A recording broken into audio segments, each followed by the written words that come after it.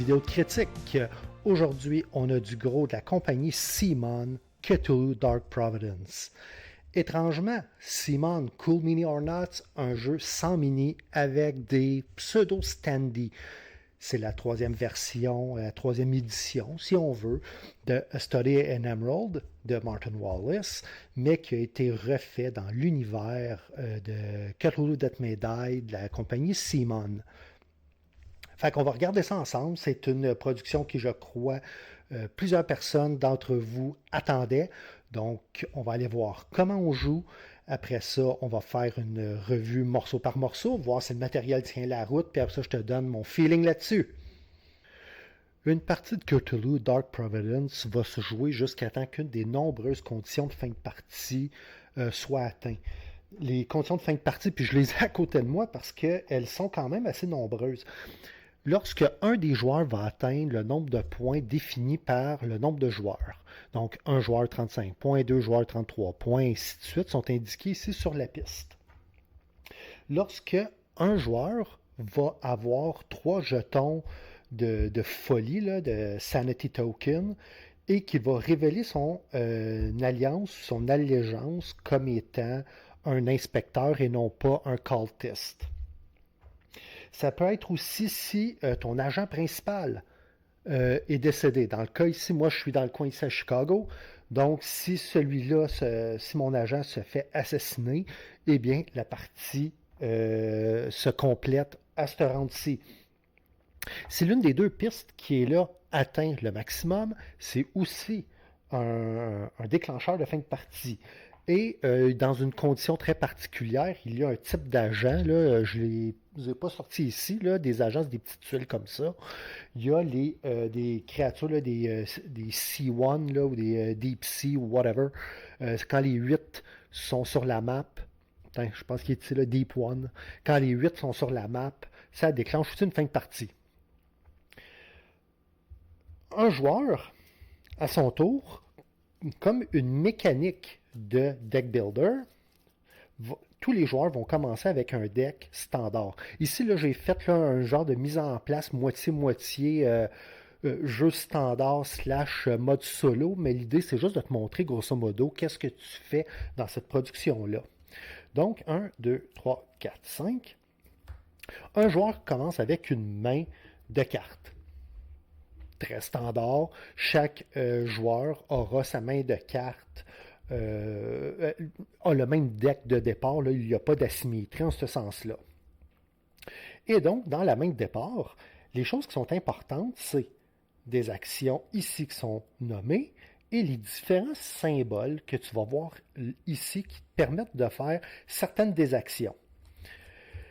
Quelles sont-elles ces actions? Elles sont très nombreuses. Je vais y aller ici dans l'ordre, ça va m'éviter d'oublier, puis après ça, on regardera rapidement comment ça peut faire du sens tout ça. Le premier, c'est ajouter de l'influence. L'influence dans ce jeu-là, c'est des petits cubes de même. Des cubes Terraforming Mars, là, des petits cubes standards Pandemic en plastique. Chaque joueur commence avec 6 cubes et il y en a ici dans le supply à côté du plateau. Donc, rajouter là... pour ajouter de l'influence, ce que tu fais, c'est que tu dois jouer un nombre de cartes qui démontre le logo ici des cubes et tu dois jouer le nombre de cubes que tu as donné. Fait que si je jouais ça ici, je pourrais jouer jusqu'à 4 cubes. 1, 2, 3, 4. Tu ne peux pas jouer plus de cartes que tu as de cubes. Par contre, si jamais, mettons, il y en avait un ici, je voulais mettre 3 cubes, puis ici, il y en a 4, ben, il y en a un que je perds. Quand tu mets des cubes, tu peux les mettre sur une ville, donc ça c'est les cases qui sont ici, sur une carte qui est ici, tu n'es pas obligé d'être sur l'endroit pour le faire. Tu peux aussi mettre de l'influence sur une des grosses cartes qu'il y a là-bas. Attendez. Comme ça ici. Donc ça ici, là, il y en a 2 présentement qui sont exposées. Ces cartes-là, les Mythos Cards, donne soit ça va donner des points, mais surtout ça va donner des pouvoirs spéciaux à ton agent.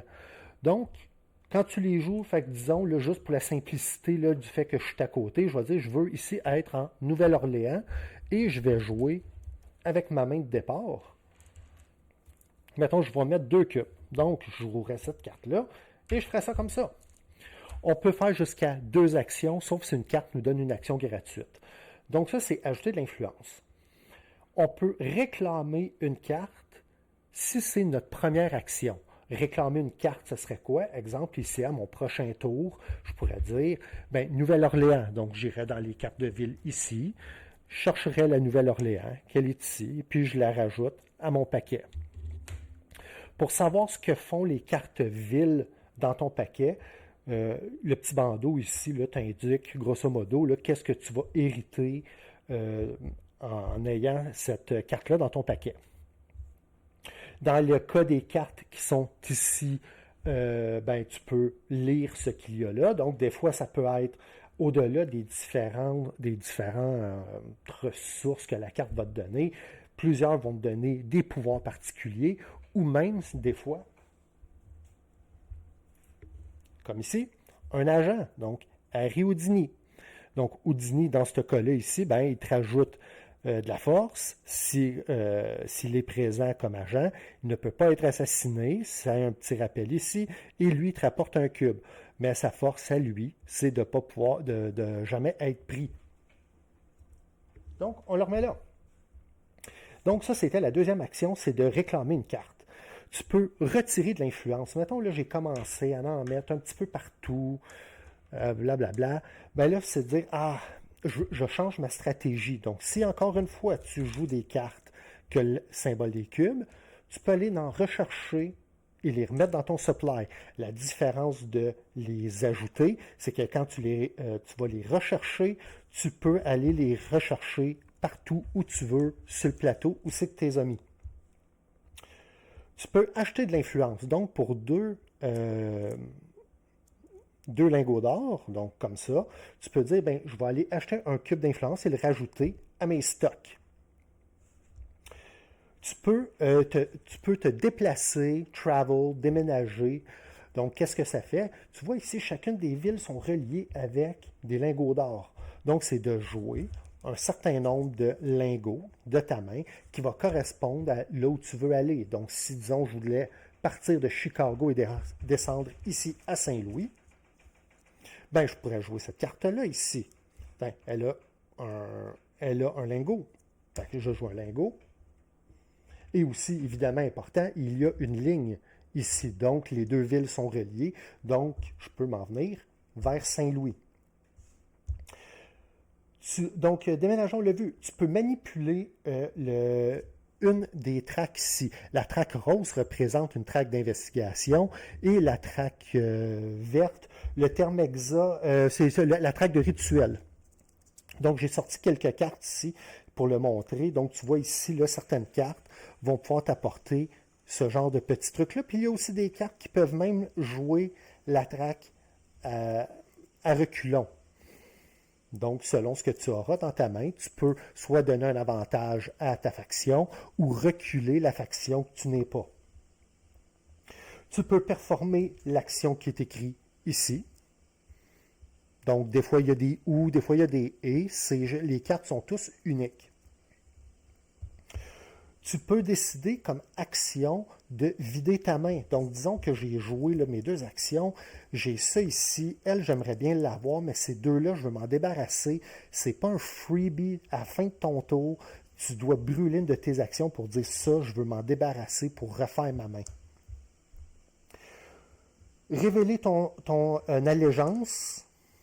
Donc, ici, je suis un investigateur. Généralement, ton rôle, il sera caché auprès des autres joueurs, parce que quand tu le révèles, c'est soit tu gagnes des points à la fin de la partie si tu n'as pas été révélé, ou blablabla, puis il y a d'autres, comment je te dirais, il y a d'autres conditions que de le révéler ou de ne pas le révéler vont pouvoir régir un petit peu la partie.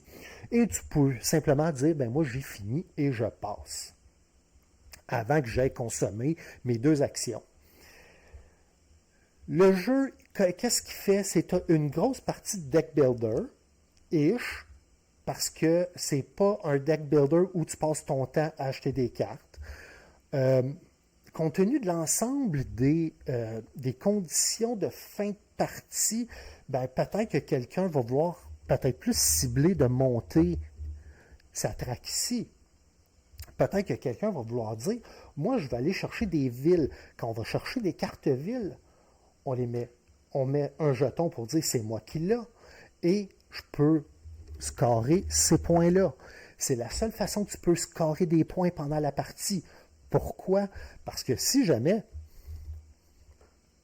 à partir du moment que quelqu'un commence à dire je rouvre un portail ou je ferme un portail, ben, tu es en train de dire est-ce que tu es un investigateur ou tu es un cultiste? Donc, il y a certaines actions comme ça qui sont un peu plus cachées ou monter, descendre les pistes, ça ne sera pas toujours évident. Et le but, ben, c'est ça, c'est de bâtir ton deck. Tu vas essayer d'assassiner. Donc, tu as ici, tu as un petit crâne. Donc, assassiner, qu'est-ce que ça prend? Il faut que tu sois sur la même place qu'un ennemi, toi ou un de tes agents. Il faut que tu aies une carte qui te permet d'assassiner. Toutes les cartes ne le permettent pas. Il faut que tu aies suffisamment de force définie avec les coups de poing. Donc, mettons, moi, je suis à la même place, j'apporte un point, j'en joue 2 ici, j'ai d'autres cartes, puis il faut que ton nombre de points soit égal à la force de la ville là où ce que tu es. Tu pourrais dire, non, je ne veux pas tuer un agent, je voudrais à la place fermer ou ouvrir un portail. Ici, tu as fermé. J'ai-tu une carte ici qui... ou ici, ou ouvrir un portail qui demande aussi des logos de force avec le point. Il faut que tu aies un agent qui soit sur place et il faut que ton nombre de points soit égal, quand je dis de points, de fist, soit égal au nombre de points, de victory point, sur la ville. Donc ici, c'est une gate, c'est un portail à 3 points. Ça me prendrait 3 points pour pouvoir fermer ou ouvrir ce portail-là. À certains moments, tu vas avoir des petits symboles comme celui-là ici, et certaines cartes aussi ont un petit symbole comme celui-là. Qu'est-ce que ça fait? C'est que là, tu es obligé d'aller piger dans le sac de la folie. Faisons l'exercice. J'ai été chercher un jeton et je suis resté sain. Un coup que tu l'as, tu ne le remets pas dans le sac. Il y a, si je me rappelle bien, il y a 5 jetons comme ça et 10 jetons de folie.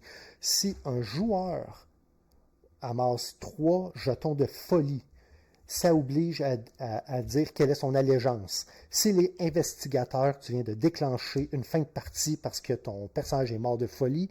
S'il est cultiste, eh bien la partie continue parce qu'il n'est pas atteint par les horreurs qu'il a vues.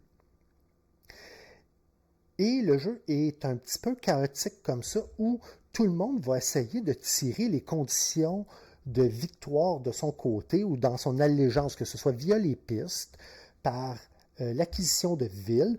Une personne pourrait même essayer de dire « je veux cette carte-là » et viendra essayer de me l'enlever des mains. Donc, exemple, le joueur rouge aurait joué de l'influence. Il le change comme ça, il m'oblige à devoir lui donner, je ne l'avais pas pris ici, mais la carte ville que j'ai quelque part dans mon paquet, à lui donner cette carte-là, à réduire mon nombre de points pour que ce joueur-là puisse les prendre. Donc, on s'entend que sur 4 points, c'est un delta de 8 points. Lui, il en fait 8 et moi, il en fait 4 et moi, j'en perds 4. Et c'est un peu comme ça qu'on va jouer à Dark Providence. Donc, si on regarde, mettons, si on essaie de faire ça peut-être un peu moins, de manière un peu chaotique, on va quand même prendre l'état du plateau tel qu'il est en ce moment. Donc, qu'est-ce que je pourrais faire? Si je veux tuer le personnage là où je suis, moi, je vaux pour un point. Si je joue cette carte-là, je la joue pour l'action, donc je ne peux pas utiliser ce qu'il y a ici. Je n'ai qu'un point, je ne peux pas le tuer. Mais disons que je vais faire, on va jouer 3 influences et je voudrais peut-être quand même acheter essayer de prendre la ville qu'il y a ici. Présentement, il n'a pas d'influence. J'aurais pu en mettre juste un, mais je veux être sûr. Je veux être certain que, que ce soit difficile à venir chercher. Puis en même temps, ça me permet de pouvoir tourner mon deck. Fait que je finis ma main et j'ai fait ça comme ça. Donc, disons, mon premier tour, je me suis déplacé, puis ensuite, j'ai fait un claim. Les autres joueurs vont faire ce qu'ils ont à faire. Donc, ils vont se promener, vont mettre des cubes. Il veut ça ici, ainsi de suite. Ça revient à moi. Bon, ben, je veux réclamer New York City. Et voilà. Donc, je le rajoute à mon deck, parce que réclamer une carte ne peut être fait qu'au premier tour. Qu'au premier tour, comme première action à son tour. Les cubes iront dans le limbo. Donc, ils ne sont pas actifs sur le plateau, mais ils ne sont pas non plus dans mes mains. S'il aurait fallu que, exemple, le joueur rouge ait 2 cubes ici parce qu'on a voulu fighter pour avoir New York, le joueur rouge, lui, récupère ses cubes. Moi, ils s'en vont en limbo et je devrais jouer des cartes cubes pour essayer d'en récupérer. Donc, j'ai réclamé ça. Et puis, mettons, il me reste un cube. Donc, disons, je vais faire ça comme ça. Et j'aimerais avoir cette carte-là ici. Et je vais la jouer comme ça. Les autres joueurs font ce qu'ils ont à faire. Ils sont pas obligés de se déplacer. Et on va continuer ainsi. 3 cubes. Donc, peut-être que j'ai envie de me promener. Donc, le premier, je vais venir ici. La ville vaut 3 points de victoire. Donc, moi, j'en ai un. Ah, mais je peux pas. Pourquoi? Parce que assassiner, je perds mes 2 points comme ça. Et ici, je n'en ai plus. Les cartes amènent à faire beaucoup de choix parce que bien souvent, la ressource qui est ici, c'est celle qu'on a de besoin pour faire l'action en bas. Donc, il va falloir jouer un petit peu de finesse à la façon qu'on va construire notre deck. Et on fait ça jusqu'à ce qu'une des conditions de victoire soit traversée. Puis ensuite, on fait un certain décompte de points en fonction de qui est aligné, comment. Il y a certains points de victoire qui n'iront qu'aux cultistes. Il y en a d'autres qui n'iront. Il y a des points qui iront selon aux investigateurs. Il y a des points qui vont aux 2 factions. Il y en a une troisième de laquelle je n'ai pas parlé, là, qui sont les dissidents. Puis, à la fin de la partie, le joueur avec le plus de points gagne la partie. Ouf! Pas évident de présenter ce jeu-là. Il y a tellement de choses qu'on peut faire, des choses très naïves. Mettre de l'influence, aller chercher une carte, jouer ses ressources, se promener, acheter des cubes, aller chercher des cartes de mythos là-bas qui vont donner certains pouvoirs, certaines actions. C'est pas quelque chose de simple. Mais avant d'aller sur mon compte rendu, puis l'espèce de comment je file et blablabla, on va faire comme d'habitude, on va regarder rapidement comment j'ai trouvé là, la qualité du matériel. D'un terme graphique, surtout au niveau des cartes, les cartes mythos, si on regarde là, c'est du Simon, c'est dans l'univers de Cthulhu Death May Die. Donc, on ne sent pas beaucoup l'influence du roman initial qui se voulait un genre de croisement entre Sherlock Holmes puis H.P. Lovecraft. Là, on a vraiment l'impression qu'on est dans les Arkham Files, dans Cthulhu Death May Die. On est vraiment dans cet univers-là. Mais ça n'enlève rien au fait que tout ce qui est pas graphique, mais artistique est très très bon. Et la qualité des cartes aussi, avec un beau petit tressage, c'est très très bien. Tu sais que moi, je suis un fan de sleeve. Puis le fait que c'est un deck builder, c'est difficile de ne pas sleever toutes les cartes. À moins que tes sleeves à mesure que tu les achètes, mais je pense pas que ce soit une idée qui soit très très bonne. La qualité des cartons en général est très bonne. Donc, les punchboards sont épais, ça fait tout ce que ça a à faire. Je vois pas de problème. Le petit pochon, il est correct, il est assez grand, puis écoute, c'est pour mettre une quinzaine de jetons là-dedans. Les cubes de couleurs, ça fait ce que ça a à faire. Tu les as vus dans Pandemic et dans Terraforming Mars et plein d'autres jeux. Donc ça, il n'y a rien à dire là-dessus. Moi, j'aime beaucoup le plateau. Regarde, tu regardes, là, il est en 2 morceaux. Certains diront que il n'est peut-être pas aussi beau et aussi thématique que le jeu original. Il faut quand même savoir que c'est, dans le fond, cette production-là, c'est la troisième édition de Study in Emerald. Euh, Peut-être n'est pas aussi beau, par contre, je le trouve pas bruyant au niveau visuel. Fait que je trouve qu'il fait bien la job. Ça, ici, ça se trouve avec des tracks, puis de t'indiquer qu'est-ce que tu mets sur le côté, que ce soit un board à part, je trouve ça correct. Ça évite que ça ait été peut-être un six-fold, un six panneaux qui aurait été encore un petit peu plus grand. Je trouve ça correct que ce soit de même. Seule chose, c'est que aussi clair ça peut être, je trouve qu'il manque peut-être un petit peu de flavor ici. D'une ville à l'autre, on voit, ils ont mis certaines photos en arrière-plan, mais je ne vois pas la saveur à travers, mis à part là, les petits, genre là, les petits Old One là, qu'il y a ici en arrière-plan. Je trouve que la saveur est assez mince. Il y a des jetons, je ne te l'ai pas montré, mais tu peux verrouiller là, si tu as certaines cartes. Tu peux dire, ben, personne ici peut la prendre tant qu'il y a un cadenas dessus. Puis, c'est pas identifié avec ton nom, donc personne ne peut la prendre, même pas toi.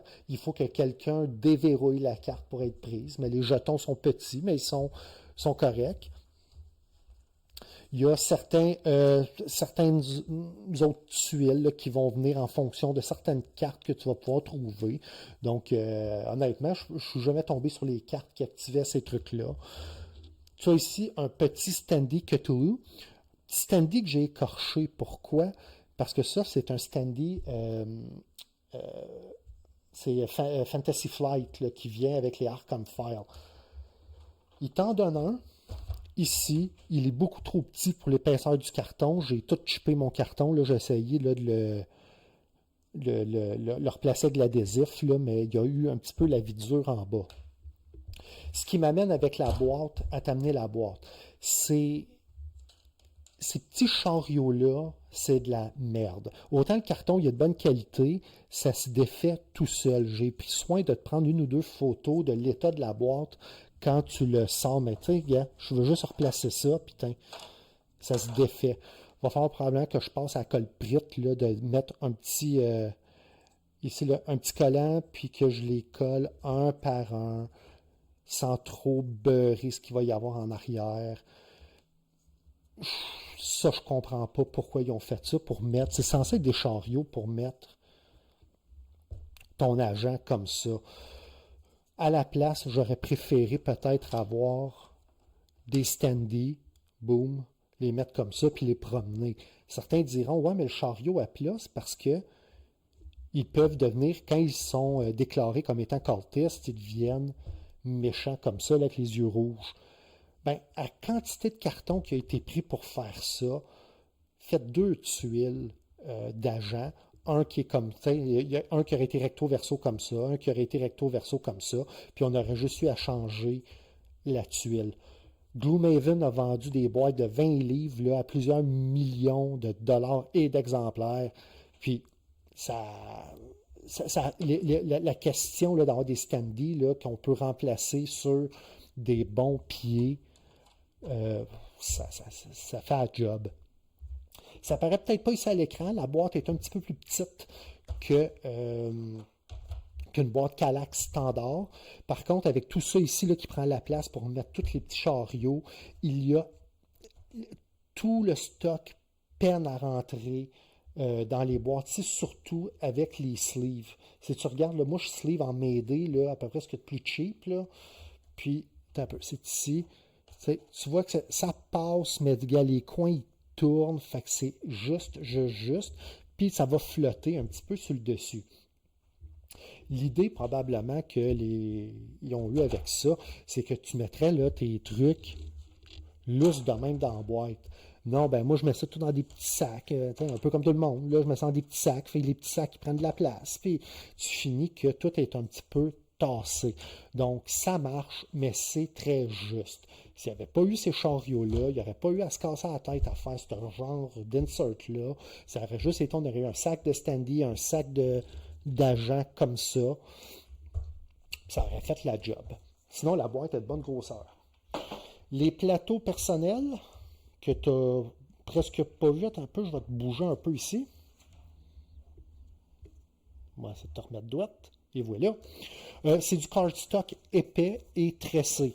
Donc, un peu moins tressé de ce côté ici, mais un peu ici scellé. Puis, ça fait penser un petit peu au plateau de jeu d'une autre production de type Martin Wallace. C'était-tu Rocketman? Où finalement, là, ça fait juste te dire où mettre tes piles. Ici, là, ta carte d'allégeance, ton deck, ton discard. Ici, si tu veux mettre tes cartes de mythe, là, les grosses cartes ici comme ça. Ta folie, fait qu'à mesure que tu as des jetons, tu vas les rajouter là quand tu en as 3.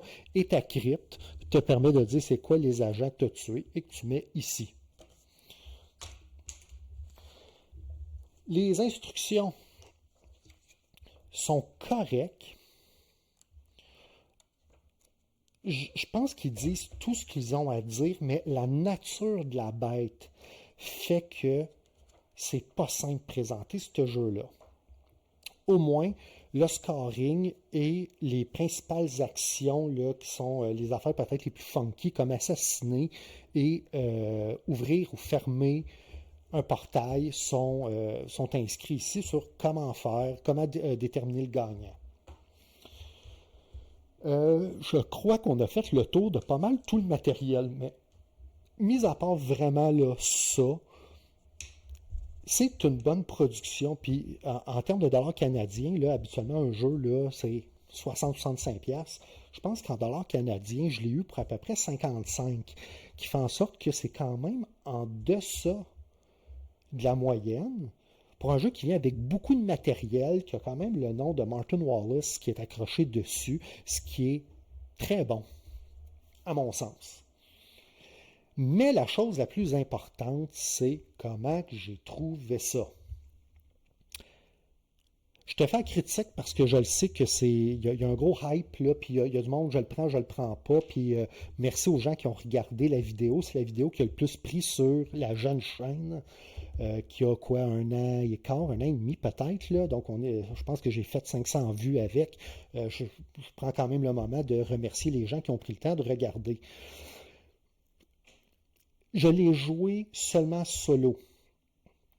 La première affaire que j'ai, puis tu l'as vu à mon How to Play, là, le segment juste avant, c'est difficile à enseigner. Donc, je ne sais pas, moi, avec qui je vais jouer ce jeu-là, tellement que c'est funky. Et au point de dire, est-ce que je vais connaître assez les règles pour être capable de l'enseigner?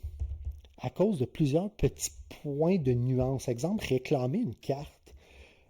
Réclamer une carte ici, une carte ville ou une carte de mythe, dans les instructions, il y a 3 paragraphes différents parce qu'il y a des nuances dans la façon de gérer les points, gérer comment tu l'amènes et qu'est-ce qui se passe. C'est pas simple. Quoi d'autre?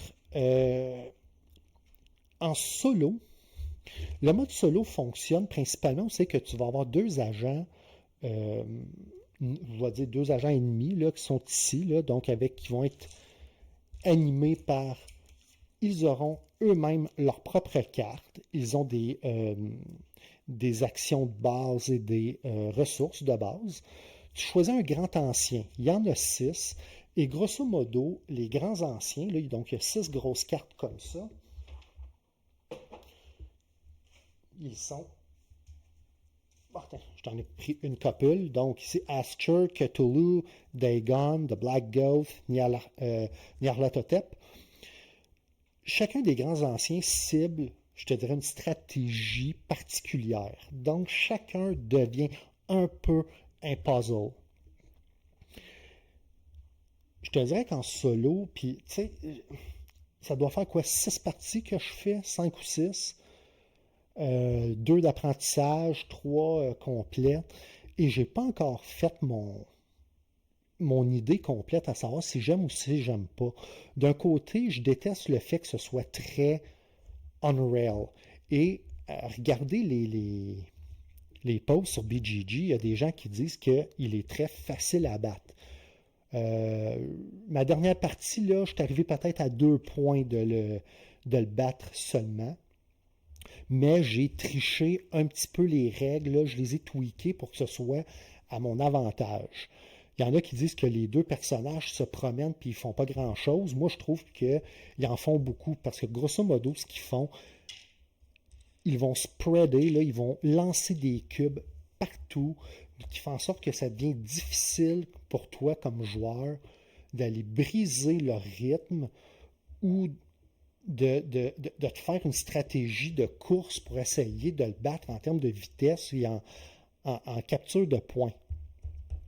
Et souvent, j'aime les haies qui sont un peu plus organiques. Ici, sont plutôt sur rail en fonction du grand ancien. Donc, ils ont un deck de cartes qui donne certaines règles de base avec certaines ressources. Donc, le premier cultiste, le numéro 1, celui que moi j'ai mis ici en rouge, voici ce qu'il fait. Le cultiste numéro 2, voici ce qu'il fait. Et tout ça sera fait après les actions de base du grand ancien. Donc, chacun des cultistes, généralement, fait 3 actions. Ça en fait beaucoup. C'est fait comme ça pour équilibrer l'inefficience des actions, mais malgré tout, je le trouve pas simple. Je crois que c'est un jeu qui, quand tu as 4, je pense jusqu'à 5, là, mais selon moi, à 3, ça doit commencer à hummer, là, mais à 4, là, ça doit être le fun sur un s'apprêtant, parce que là, les gens vont commencer. Souvent dans ce genre de jeu-là, tout le monde joue un petit peu dans son coin, là, veulent faire un peu de deck builder, préparer leur stratégie. Il y en a un qui va vouloir avoir beaucoup de cubes, l'autre va vouloir essayer de jouer avec les tracks. Il y en a un qui va vouloir se préparer à devenir le super assassin. Puis là, soudainement, tout le monde va se courir après. Mais contre le AI, ben, tu peux pas les. Ben oui, tu peux les assassiner, ça fait qu'il y a un effet particulier, mais il y a plusieurs règles qui vont changer. D'un autre côté, si après 5 parties, j'ai pas encore fait mon idée, c'est que je pense qu'il y a quelque chose là qui est vraiment cool parce que chacune des cartes te donne un effet particulier. Y a tellement de choses qui peuvent arriver. Prends le cas de dire, j'ai une carte, mettons, là, avec un cadenas. Il est où mon paquet? Il est où? On va aller regarder ici, là. On va sûrement en trouver une comme ça ici. Et voilà. Vois-tu, cette carte-là te permet seulement de retirer un cadenas. Il y en a qui permettent de faire les deux, de déposer ou de déposer. Hey, vois-tu, gars, avec tout le deck que j'ai fait là, je pense qu'il y a une. Vois-tu, j'en ai même pas trouvé, mais il y en a qui te permettent de les mettre ou de les enlever. Il y en a seulement de les mettre, seulement de les enlever. L'idée est de dire que tu ne peux réclamer une carte seulement que comme première action. Vois un peu, là, mettons là, que tu es en train de te battre avec quelqu'un pour essayer d'avoir la majorité ici. Puis tu dis, il y a un cadenas. Tu vas faire, ha ha ha, je vais le débarrer. Remove lock. Puis après ça, je vais réclamer la carte. Non, non, non. Tu peux juste réclamer une carte quand c'est ta première action. Qui fait en sorte que tu ne peux pas juste arriver en disant première action, je mets un cube, deuxième action, je prends la carte. Non, tu ne peux pas faire ça. À partir du moment que tu as mis un cube, tu viens d'annoncer à la table que tu veux ça. Et donc là, il y a quelqu'un qui peut dire, ben non, tu ne l'auras pas.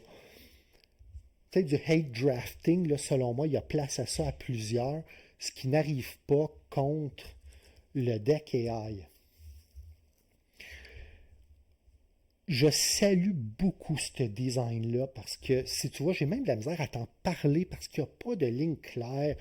Tu sais, mettons, on va prendre un SETI là, qui a super bien vendu en quoi? En 23, 24 à peu près. Ou, tu sais, c'est de dire, ben, tu pars dans l'espace, puis là, tu envoies une sonde, puis là, tu fais ça, puis là, tu fais ton engine builder, puis c'est facile d'expliquer étape par étape. Ici, le jeu, il est chaotique. Selon moi, il est le fun quand tout le monde se donne des coups de poignard dans le dos. Et le fait que ça n'arrive pas en solo, ça me laisse un état un peu de mécaniquement, c'est pas pire, mais je sens que il y en a beaucoup, il y a beaucoup de l'esprit du jeu que je n'ai pas.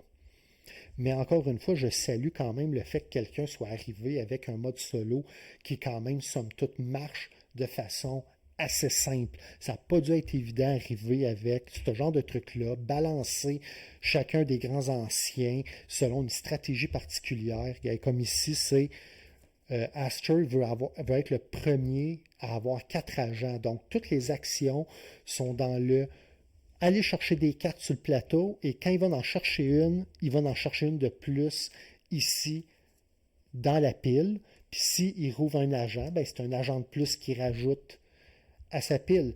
Si ça ne fonctionne pas, il va pousser la traque ici. Donc, il travaille sur une condition particulière au jeu solo et sur une des conditions habituelles de fin de partie.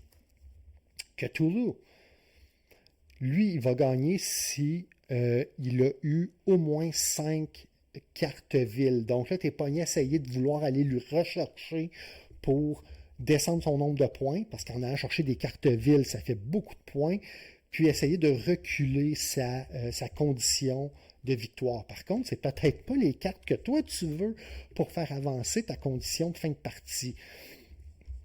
Dagon. Ici, ça va être, il faut que la traque de rituel, ici, soit 8 cases devant. Fait que si moi j'ai de la misère à la faire avancer, ma case, ben 1, 2, 3, 4, 5, 6, 7, 8. Si moi, là, pour moi, là, ma game, elle joue pas là, ben tough luck, parce que avec Dagon, puis regarde en plus, il fait baisser de 1 ta traque, sinon il fait augmenter de 1.